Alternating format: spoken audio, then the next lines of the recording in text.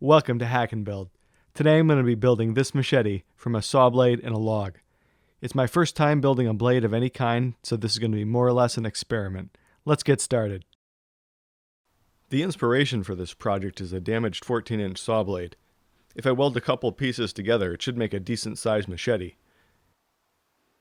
I needed to find some suitable material for the handle, but my scrap pile had nothing but softwood. Lots and lots of softwood. Then I remembered I had a pile of walnut logs which I'd been using for summer campfires. That's just what I needed.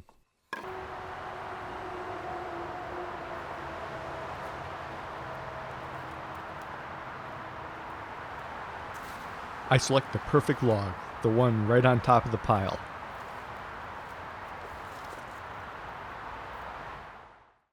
I use an old fireman's axe as a wedge to split the logs.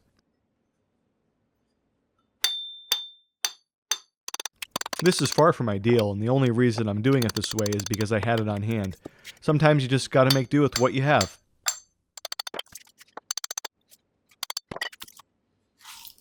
After completing the project, I did decide to pick up a splitting wedge. It cost around $10 and it makes the work go much more quickly. Once the log is broken down, I use a machete from the future to remove the bark. This is so that if there's any dirt or debris inside the bark, it won't dull up the blades of the planer. Next, I give the log a few passes through the planer to square it up enough to be ripped on the table saw. After ripping down the necessary stock, I give it a final pass on the planer to clean it up. Since the wood was still a little green, I decided to dry it in the oven for a bit. I did this at 170 degrees Fahrenheit.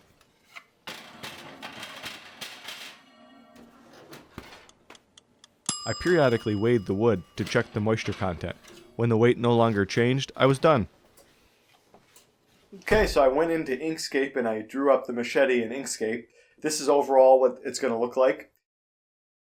This is the actual size of the blade, and I did this just so you could see what it looks like. How it's going to work is I don't have enough material here to make the entire blade out of the piece of saw blade. So I'm going to weld this piece on to here, and hopefully by using that diagonal joint, I'll get a stronger hold because the forces will be distributed over a larger area. Then I may weld these pieces on here. I'm not sure yet what I'm going to do. And I'm just going to glue these pieces onto the saw blade with this spray adhesive.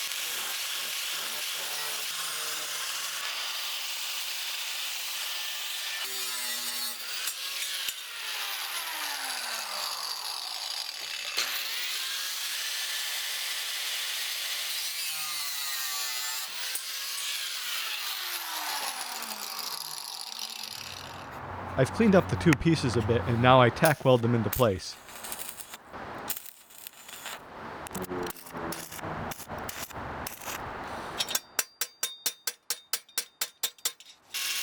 Then a bit of work with a grinding disc and flap wheel.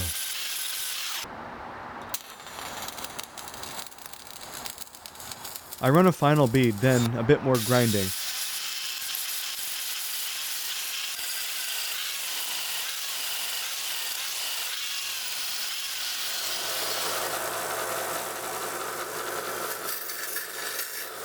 I clean up the edge a bit on the belt grinder. At this stage, I also put a bit of a bevel on the blade. I cut the wood down to size with a handsaw and then make a series of relief cuts. In retrospect, making those relief cuts wasn't the best idea since it required that I get my placement exactly right. With the scales roughly the correct size, I marked the hole locations and set them with an optical punch. With my marks in place, I can now drill out the holes. I do this by using my drill press on the slowest speed, which is 460 RPM.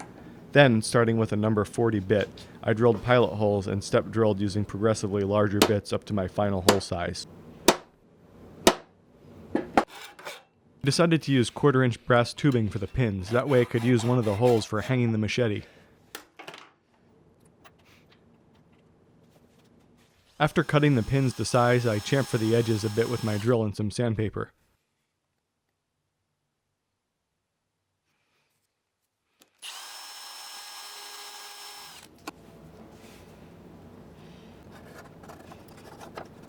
I do a test fit, then trace around the edge of the handle.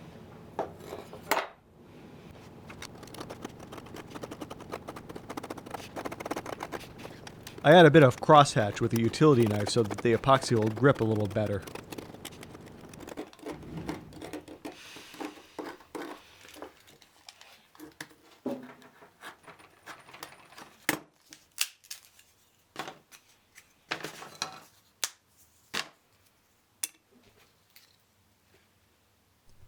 I used a general purpose 10-minute epoxy here.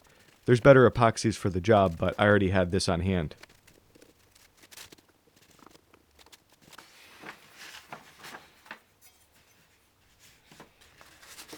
I put a few dabs on and then just mix it up along the surface of the scale.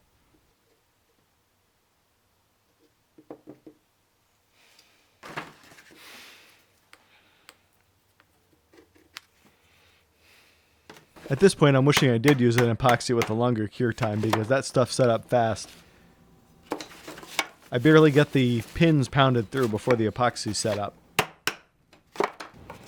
I also got a little bit of tear out on one side, so I probably should have chamfered the pins a bit more or reamed out the holes a little better.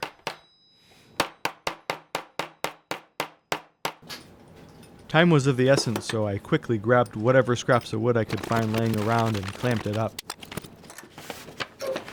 After letting the epoxy cure for a few hours, it was ready for final shaping. I used a flap wheel and an angle grinder.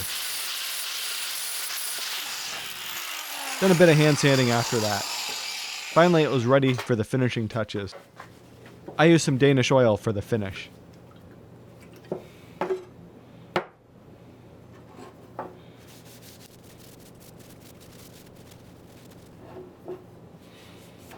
Alright, I think that's good enough to use.